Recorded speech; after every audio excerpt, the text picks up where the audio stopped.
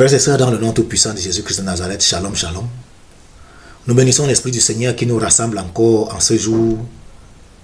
Et le but de l'enseignement de ce jour est de nous donner les clés spirituelles pour vaincre les géants. Les géants sont cités dans la Bible. Et dans nos vies au quotidien, ils peuvent prendre plusieurs formes. Les géants, ça peut être une maladie incurable, une situation financière qui est bloquée, un esprit de peur ou de rejet, une oppression spirituelle, ou encore une parole de malédiction ou d'échec, ou encore autre chose.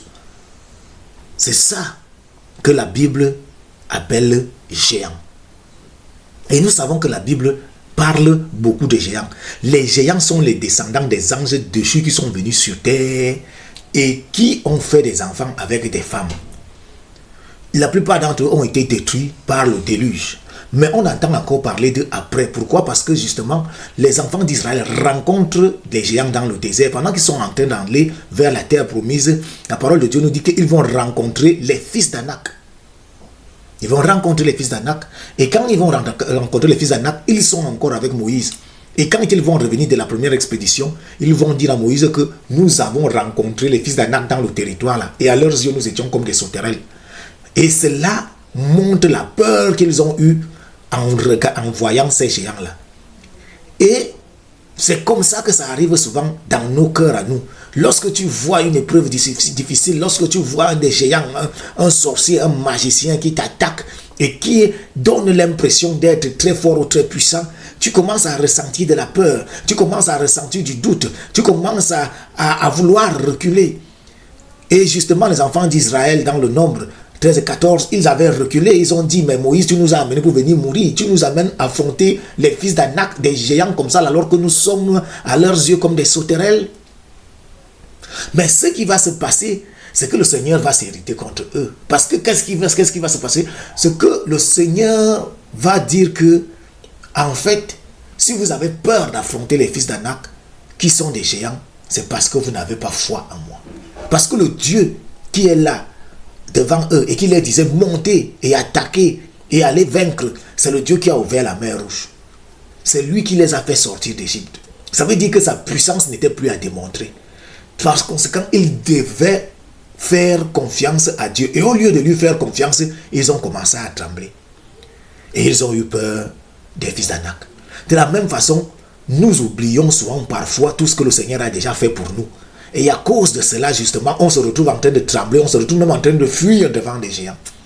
Mais la parole de Dieu nous dit que nous ne devons pas fuir. Quand tu fuis devant le géant, tu perds ta bénédiction, tu perds ce que Dieu t'a donné. Tu dois confronter le géant, tu dois l'affronter jusqu'à ce qu'il soit anéanti et détruit. Parce qu'il y a une chose, il y a une certitude. C'est que si Dieu t'a mis sur ce chemin, c'est que lui-même il a préparé à l'avance ta victoire.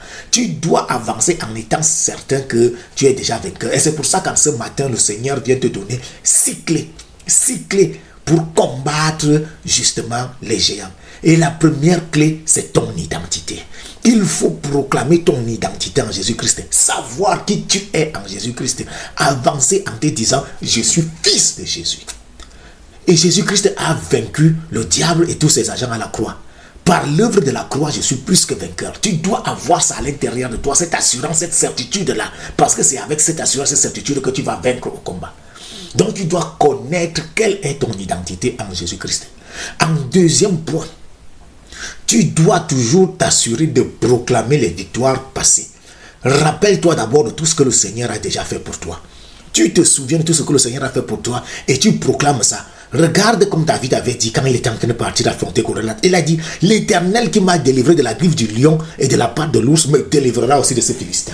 C'était une façon de te dire que lorsque tu vas au combat, ne regarde pas à la montagne, ne regarde pas au géant qui est devant toi, ne regarde même pas à son armure ni à ses armes. Regarde à la puissance de Dieu qui a déjà agi et qui va encore continuer à agir dans ta vie.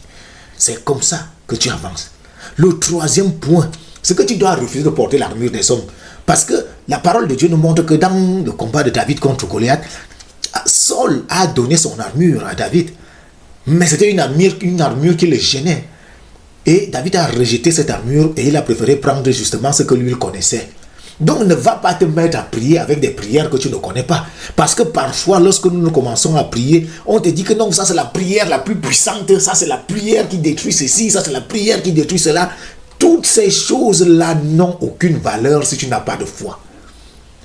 L'arme la plus importante, l'une des armes les plus importantes quand tu vas au combat, c'est la foi. C'est la foi.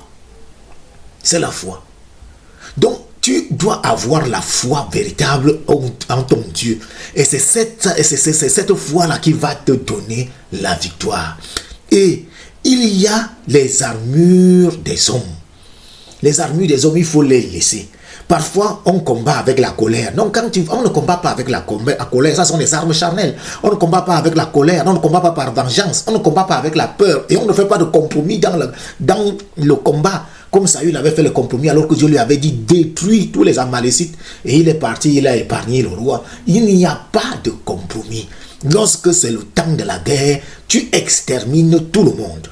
Donc, le Seigneur te dit, tu dois refuser l'armure des hommes. Et tu ne combats pas comme un homme. Il y a beaucoup de personnes qui pensent que c'est la longueur de leur prière justement qui va faire qu'on les exauce. Le Seigneur a même dit ça, que ce n'est pas parce que tu pries longtemps que tu vas être exaucé. Ce qui fait que tu sois exaucé, c'est la foi. C'est la foi. Et la ferme conviction que tu as que ton Dieu t'écoute. En quatrième point, tu dois proclamer ta victoire avant le combat. Tu cours, tu avances, tu confrontes ton ennemi et tu dis, je suis plus que vainqueur au nom de Jésus. Je suis plus que vainqueur au nom de Jésus. Je suis plus que vainqueur au nom de Jésus. Parce que quand David avançait, il disait, je viens à toi au nom de l'Éternel des armées. Aujourd'hui, l'Éternel te livrera entre mes mains. C'est comme ça que tu dois avancer. Tu dois avoir la certitude que tu as déjà gagné. Quelle que soit l'épreuve, quel que soit l'ennemi que tu devant toi, quelle que soit sa longueur, sa largeur, sa hauteur, tu es sûr que tu vas vaincre au nom de Jésus. Et c'est ça. Et cette assurance-là qui te donne d'avancer, de marcher et de détruire et de piétiner tous les agents des ténèbres. Père nous a dit, je vous ai donné le pouvoir de marcher sur les scorpions et sur les serpents et sur toute la puissance de Satan. Rien ne peut vous nuire. Ça veut dire que quelle que soit la hauteur du géant, tu peux l'écraser si tu as la foi en Jésus-Christ. Par conséquent, tu ne peux pas reculer. Tu dois sauf qu'avancer. Et tu dois proclamer cette victoire avant même que tu n'engages le combat. Tu prophétises sur ta situation et tu déclares ce que Dieu a déjà fait et non ce que tu vois devant toi. Il y a parfois, on fait des déclarations, mais on fait des déclarations dans la peur. Mais on ne déclare pas avec la peur. On déclare avec l'assurance que Dieu, l'Éternel des armées, Jésus-Christ de Nazareth, celui qui a tout vaincu est avec toi. Et que c'est lui qui va combattre. Et en cinquième point, tu vas courir avec la foi. La foi véritable. Tu cours avec foi en étant sûr que tu vas gagner. Tu ne fuis pas, mais tu avances avec foi. Parce que tu sais que Dieu est avec toi. Tu sais que dans ce combat-là, ce n'est même pas toi qui vas agir, c'est Dieu qui va agir. La puissance de Dieu est là. Elle est au quotidien avec nous. Il n'y a rien qui puisse nous arriver si nous avons véritablement foi en Dieu. Il y a beaucoup de mauvaises choses qui sont au dehors. Mais nous, on a aussi vu la puissance de Dieu se manifester. La parole de Dieu nous pose une question. Comment un seul pourrait-il en poursuivre 1000? Ou alors comment un seul pourrait-il en poursuivre 10 000? Ça veut dire que le Seigneur te dit que si tu lui fais confiance, toi, une seule personne, tu peux taper 1000 personnes. Toi, une seule personne, tu peux taper 10 000 personnes. Et tu te poses la question de savoir comment est-ce que c'est possible. Parce que de manière logique, une seule personne taper 1000 personnes, comment? Une seule personne taper 10 000 personnes, comment? Mais la parole de Dieu, elle affirme ça. Que comment une seule personne peut en poursuivre 1000 ou 10 000, ce n'est que par l'Esprit de Dieu. Ça veut dire que si tu fais confiance à Dieu, tu es sûr d'avoir la victoire. C'est pour ça que David disait que même si une armée entière campait contre moi, moi je ne peux pas craindre, puisqu'il sait que l'Éternel est avec lui. Donc même si vous êtes 1000, la parole de Dieu nous montre comment Samson tapait toute une armée entière. 40 000 philistins, 40 000 individus. Comment est-ce que c'est possible? Ce n'est que par l'Esprit de Dieu. Et si Dieu l'a fait avec Samson, s'il l'a fait avec les enfants d'Israël, pourquoi ne le ferait-il pas avec toi? Alors que toi aussi tu es un de ses enfants. Donc tu dois avancer avec cette foi, avec cette certitude que l'Éternel des armées est avec toi et qu'il marche avec toi et qu'il te donne la victoire dans le combat. Ne regarde pas au nombre, ne regarde pas à la hauteur du géant, ne regarde même pas à sa taille, regarde à la puissance de Jésus-Christ. Et le sixième point, le dernier, la sixième clé, c'est que lorsque tu as vaincu l'ennemi, tu tranches sa tête, tu dois trancher sa tête, tu dois l'anéantir, de telle sorte qu'il n'y ait même pas une petite racine qui reste. Tu consumes tout pour qu'il ne puisse plus jamais se relever, c'est ça, couper la tête. Tu anéantis toutes ses œuvres, toutes ses pensées, tout ce qu'il a, tu détruis tout. C'est pour ça que le Seigneur nous enseignait dans l'Ancien Testament, quand il nous disait que allez et détruisez tout, tuez même jusqu'au chien, jusqu'au mouton, Rien ne survivait. C'était pour t'apprendre que quand tu vas au combat, ne laisse même pas une chose de l'ennemi survivre. Détruis tout. Anéantis tout. Et là, tu es sûr d'avoir la victoire. Ne laisse aucune porte ouverte dans ta vie après ta victoire. Détruis tout ce qui était les causes du problème et les racines du problème. Il faut tout détruire. Détruire complètement.